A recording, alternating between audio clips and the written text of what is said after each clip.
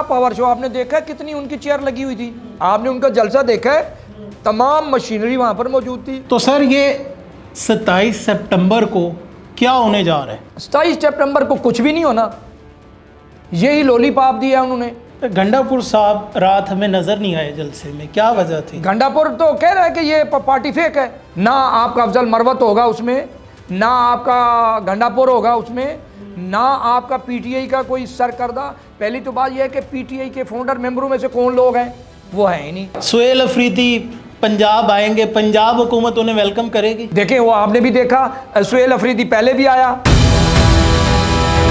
अस्सलाम वालेकुम, मैं मोहम्मद अकमल और आप देख रहे हैं साउथ पंजाब डिजिटल। सुहेल अफरीदी साहब की जानिब से कल पेशावर में जलसा किया जाता है, सेमीफाइनल खेला जाता है, सेमीफाइनल खेलने के बाद फाइनल की कॉल दी जाती है। लेकिन आपने ऐसा कोई टूर्नामेंट नहीं देखा होगा जिसमें फ़ाइनल जो है वो 2 माह के बाद होता है, यानी कि मतलब फ़ाइनल होना ही नहीं है। आखिर ये डेट क्यों दी गई है? और शेर अफजल मरवत कहते हैं कि कल का जो जलसा था उसमें 3500 कुर्सियाँ लगाई थी, क्यों भाई ज़्यादा क्यों नहीं लगाई गई, और इमरान खान स्टेडियम को छोटा क्यों किया गया था? इन तमाम तर चीज़ों के ऊपर बात करेंगे। हमारे साथ मौजूद है सीनियर सियासतदान, सीनियर तजियाकार उमर फ़ारूक भट्टी साहब। अस्सलाम वालेकुम सर। जी वालेकुम अस्सलाम। सर बहुत शुक्रिया, आप कीमती टाइम से टाइम निकाल कर आए। बताइएगा कि ये कैसा सेमीफाइनल था? फाइनल का टाइम जो है वो 2 माह बाद रखा गया है, ये क्या हुआ है? कल क्या किया है सुहेल अफरीदी ने? बिस्मिल्लाहिर्रहमानिर्रहीम। सबसे पहले तो मैं साउथ पंजाब डिजिटल का बेहद मशकूर हूँ कि आप हमारी इस खित्ते की आवाज़ पहुँचाते हैं, हमारे एहसासात, हमारे जज्बात जो हैं आप पूरी दुनिया को दिखाते हैं। तो ये सेमीफाइनल वाली बात है कि इन्होंने मैच इनके साथ खेला कौन है?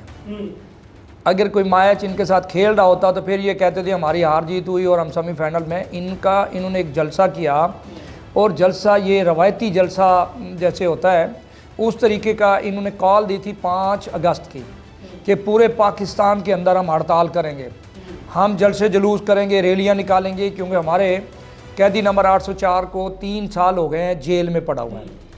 तो आपने देखा होगा कि सुबह से लेकर शाम तक कहीं भी आपको सिंगल किसी शहर किसी चौक में एक भी पीटीआई का वर्कर नज़र आया हो, पीटीआई का लीडर नज़र आया हो? पूरे पाकिस्तान में इनका जब ये फ्लॉप हुआ जलसा केपीके में जलसा करना और सरकारी वसाइल इस्तेमाल करना, सरकारी मशीनरी इस्तेमाल करना, उसके बावजूद अवाम का ना आना, ये लम्हा फ़िक्रिया है। पीटीआई अब ख़त्म हो चुकी है। पीटीआई में कोई ऐसा लीडर नहीं रहा जो लीड करे, ये सारे से फसली बटेरे। नहीं तो फिर कल क्या हुआ है? कल उसने इतना लंबा जो लारा है वो क्यों लगा दिया? इससे पहले रहाई फोर्स। वही मैं आपको बता रहा हूँ कि उन्होंने देखा कि यार हमने 3 साल मुकम्मल होने पर अपने कैद के अंदर कैद है, कैदी नंबर 804 के नाम पे हमने लोगों को कहा तो कोई नहीं निकला। अब अगर वो करीब देता है तो कौन निकलेगा? ये सेमीफाइनल का नाम लेके और 2 महीने बाद फाइनल होना। सेमीफाइनल का तो बताया ना कि 5 तारीख को किसके साथ सेमीफाइनल था? भाई तुम्हारी हार जीत हुई तो फाइनल में आप जीत जाओगे। वो कहते हैं हमने ट्रेलर दिखाया है पावर शो। तो क्या पावर शो आपने देखा है, कितनी उनकी चेयर लगी हुई थी? आपने उनका जलसा देखा है, तमाम मशीनरी वहाँ पर मौजूद थी, तमाम खर्चा हुकूमत केपीके ने किया है, और उसके बावजूद वहाँ पर कितने लोग थे वो आप खुद अंदाज़ा लगा सकते हैं। बंदा फिंगरप्रिंट से भी गिन सकता था कि ये लोग कितने कितने लोग बैठे हुए हैं। तो ये जब सरकारी वसाइल इस्तेमाल करेंगे, दूसरों को तो ये कहते थे कि सरकारी वसाइल इस्तेमाल करते हैं, इनके बाप का पैसा है। तो मैं कहता हूँ इसके सुहेल अफरीदी और इमरान खान के बाप का पैसा है, उनकी पार्टी के बाप का पैसा है, वो पैसा लगा रहे हैं। पहले ये फॉरेन फंडिंग लगाते थे, वहाँ पर आवाम जो है इनके साथ रोज़ाना निकली होती है। इनके हॉस्पिटल के अंदर देखें, इनके पास मेडिसन नहीं है, इनके पास बेड्स नहीं है, इनके पास मरीज़ों के लिए एक देखें कि एक बंदा अपनी वालदा को बेंच पे लिटा के और हाथ में ग्लूकोज की बोतल पकड़ के बैठा है। ये शर्म की बात है। पेशावर के अंदर अगर ऐसा होता है, पेशावर एक कैपिटल है, कैपिटल के अंदर अगर हॉस्पिटल के अंदर मरीज़ का लवैकिन उसकी बोतल पकड़ के बैठे हो, मरीज़ बेड पे पड़ा हो।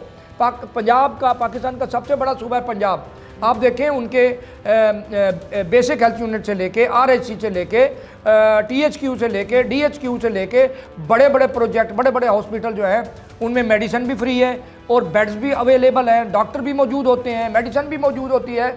बल्कि पंजाब हुकूमत ने, वज़ीर-ए-आला पंजाब ने कहा हुआ है कि कोई हॉस्पिटल BHU से लेकर डिस्ट्रिक्ट हॉस्पिटल तक कोई किसी मरीज को पर्ची नहीं लिख के देगा, अंदर से दवाई मिलेगी। तो सर ये 27 सितंबर को क्या होने जा रहा है? 27 सितंबर को कुछ भी नहीं होना, यही लॉलीपॉप दिया उन्होंने। अब वो 27 सितंबर पे, आज मैं उनका फैसलाबाद से एक MNA है PTI का, तो उससे 92 पे उन्होंने पूछा कि आपने जो 27 सितंबर को जाके जलसे का ऐलान किया है तो क्यों किया है? वो कहने लगा जी बात यह है कि हमारी कोशिश है कि हम हुकूमत को टाइम दें, हुकूमत जो है इस वक्त काम तो अच्छा कर रही है लेकिन मैशियत उनसे नहीं संभल रही, तो हम चाहते हैं कि 2 महीने का टाइम हम उनको इसलिए दे रहे हैं कि पॉलिटिकली तौर पे हमारे साथ बैठ के डायलॉग कर लें, तो ताकि उनको टाइम मिले। कल को हुकूमत ये ना कहे कि हमने टाइम नहीं दिया था। जब अपोजिशन होती है, अपोजिशन जो किरदार अदा करती है उसको हुकूमत से क्या लेना देना होता है? हुकूमत को उन्होंने टफ टाइम देना है, हुकूमत को गिराना है, तो उसके लिए उन्होंने जदोजहद करनी है कि हुकूमत को फैसिलिटेट करने के लिए आप 27 सितंबर का ले गए हैं। अभी जो सुहेल अफरीदी साहब है वो कहते हैं कि मैं निकलूँगा, आपको लीड करूँगा, जिसने पाकिस्तान आना है वो जल्दी जल्दी आ जाए, तमाम ओवरसीज़ आ जाए, तमाम लोग आ जाए। 27 सितंबर को बड़ा सरप्राइज़ देने जा रहे हैं। मेरे तो ख्याल है कि सुहेल अफरीदी का इतना कद काठ नहीं है, सुहेल अफरीदी का कोई पॉलिटिकली बैकग्राउंड नहीं है। सुहेल अफरीदी एक सरकारी एग्जेक्टिव है एक सूबे का, वो उसकी पार्टी ने उसको बनाया है, उसके अलावा कुछ नहीं है। वही बात है कि अफजल मरवत जो हैं वो कह रहे थे कि ये जैकेटें बेचता था कंधे पे रख के, उन्होंने कहा ये जैकेटें बेचता था, अनकरीब ये वापस जैकेटें ही बेचेगा। ये जैकेटें बेचने वाले को वज़ीर आला बना दिया है, लेकिन मैं इस बात से इत्तफाक नहीं करता। जब अल्लाह ताला किसी को इज़्ज़त देता है तो उसकी इज़्ज़त करनी चाहिए। सुहेल अफरीदी को जो इज़्ज़त दी है उसकी पार्टी ने दी है और अल्लाह ने दी है, वो चीफ़ एग्जीक्यूटिव हैं वज़ीर आला के, हम उसकी रिस्पेक्ट इस लिहाज से करते हैं। लेकिन उसका वर्कर इसको नहीं मानता, वर्कर उसके ऊपर नाला है, उनका वर्कर उनके कहने पे काल पे निकलता नहीं है। आप देखें अलीमा बीबी होगी, नौरीन हो गई, दूसरी हो गई, ये तीनों बहनें, 3 बहनों का टोला, ये रोज़ ड्रामा रचाते थे, जाके अडियाला जेल के बाहर बैठ जाते थे। कभी जनाब देखिए कि इन्होंने कौन सी चीज़ इस्तेमाल नहीं की। इमरान खान कहते थे कि जी इस्लामी टच दें, उनकी बहनों को कहते हैं कि तुम यहाँ बैठो और ये अगर हटाने के लिए आएंगे तो तुम कुरान मजीद लेके बैठ जाओ, और सूरत यासीन लेके बैठते थे ताकि हम इमोशनल करें पाकिस्तान की आवाम को कि देखिए हम तो कुरान पढ़ रहे थे और हुकूमत जो है हमें वहाँ पर कुरान नहीं पढ़ने देती। भाई ये कौन सा इस्लाम है, कौन सा कानून है कि तुम एक कैदी के लिए बाहर जेल पे जाके, हाँ कब्रिस्तान पे जाके तो पढ़ने की इजाज़त है कि आप जाएँ कब्र पे पढ़ें, फातिहा दें। इसका मकसद है आप अपने भाई का फातिहा पढ़ने के लिए कुरान मजीद की वहाँ पर लेके बैठ जाती हैं कुरान। सुहेल अफरीदी पंजाब आएंगे, पंजाब हुकूमत उन्हें वेलकम करेगी। देखें वो आपने भी देखा, सुहेल अफरीदी पहले भी आया और जिस तरह आया उसने हमारे गुलबर्ग चौक पे खड़े होकर लाइटें देखी, उसने लाहौर देखा, उसने हमारी जो है अपना फूड स्ट्रीट देखी, फूड स्ट्रीट देखने के बाद खाना वाना खाया। और जब उनसे पूछा गया कि आप as a chief minister KP के यहाँ आए हैं तो आपने पंजाब में क्या देखा, ये काम जो हुए हैं, कहते जी वो मेरा लीडर कहता है सड़कों से कुछ नहीं होता, तो मैं भी यही कहता हूँ कि इस तरक्की से कुछ नहीं होता। तो देखें वो उस टाइम भी देख के गया, मायूस होके गया। जब यहाँ से गया तो आगे जूतियाँ मारती है KPK की आवाम। भाई तू वहाँ जाता है देख के आता है, KPK के लोग जब पिंडी अपना अटक से गुजरते हैं ना जी, उनको पता चल जाता है कि हम किसी यूरोपियन मुल्क में आ गए हैं। गंडापुर साहब रात हमें नज़र नहीं आए जलसे में, क्या वजह थी? गंडापुर तो कह रहा है कि ये पार्टी फेक है, गंडापुर तो कह रहा है इन्होंने 9 मई गलत किया है, गंडापुर तो कह रहा है कि हर जगह ये प्रोटेस्ट करते हैं, गंडापुर तो कह रहे हैं, गंडापुर ने तो मौलाना फजल रहमान का भी कहा है कि इसने हमारे शोहदा की जो बेहुरमती की है वो नाकाबिल बर्दाश्त है। गंडापुर ने तो खुद कहा है कि PTI वाले अगर ऐसी बात करते हैं तो ये गद्दार हैं वतन के। अफरीदी ने कहा है कि जनाब मौलाना को किसने डीजल कहा था, जिसने डीजल कहा उसके मुंह पे लानत। आप ये देखे ना, अब वही है ना, मीठा मीठा जो है ना हाफ हाफ करते रहे और कड़वा कड़वा थू थू, अब उसको पता चला है कुर्सी क्या होती है। उसने मौलाना फजलुर रहमान को यही कहता था कि diesel, Fazlur Rahman diesel, Fazlu diesel, ये खुद कहता था, नारे लगाता था, ये वर्कर था, वर्कर ही नारे लगाता है ना, ये लगाता था।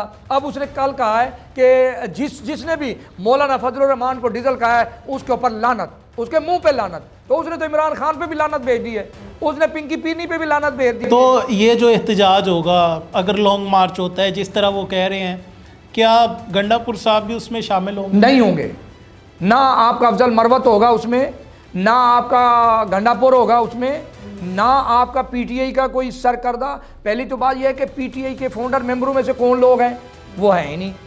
जो पीटीआई के इंपोर्ट शुदा लोग थे, कुछ तो जेलों में पड़े हैं, कुछ जो बाहर फिर रहे हैं। जो बाहर फिर रहे हैं वो कहते हैं भाई हम क्यों जेल में जाए, हम क्यों ये वायलेशन करें जब पाकिस्तान ठीक चल रहा है। आज बड़ी अच्छी बात की पीटीआई के एमएनए ने कि जनाब हमने जो टाइम दिया है 27 मई का, इसलिए कि पाकिस्तान के जो हैं वो हालात इंटरनेशनल तौर पे बहुत बेहतर हो गए हैं। हम कौमी धारे में रहते हुए हमने इनको टाइम दिया हुकूमत को कि 27 मई तक हमारे साथ कोई मुज़ाकरात कर ले। हुकूमत क्यों मुज़ाकरात करेगी? अभी तो 9 मई के फ़ैसले होने हैं, 9 मई के जो इनको सज़ाएँ होनी हैं। ये कहें जी हमें फ्री हैंड दे दिया जाए और हमें फ्री कर दिया जाए, ये सिर्फ मफरूज़े हैं, ऐसा नहीं होगा। ना ही सुहेल अफरीदी आपको नज़र आएगा। 27 को वही लोग होगी, वही मशीनरी इस्तेमाल करेंगे। उमर फ़ारूक भट्टी साहब, बहुत शुक्रिया। Thank you. नाज़रीन, आपने तमाम तर तफसीलात जानी कि 27 सितंबर को कोई सरप्राइज़ नहीं है। हो सकता है वन मैन शो हो, सुहेल अफरीदी अकेले निकले। आप इस हवाले से क्या राय रखते हैं? कमेंट सेक्शन में लाजमी बताइएगा। अपने मेज़बान मोहम्मद अकमल को दीजिए इजाज़त। अपना बहुत सारा ख्याल रखिएगा। दोबारा मुलाकात होगी। अल्लाह के बाद।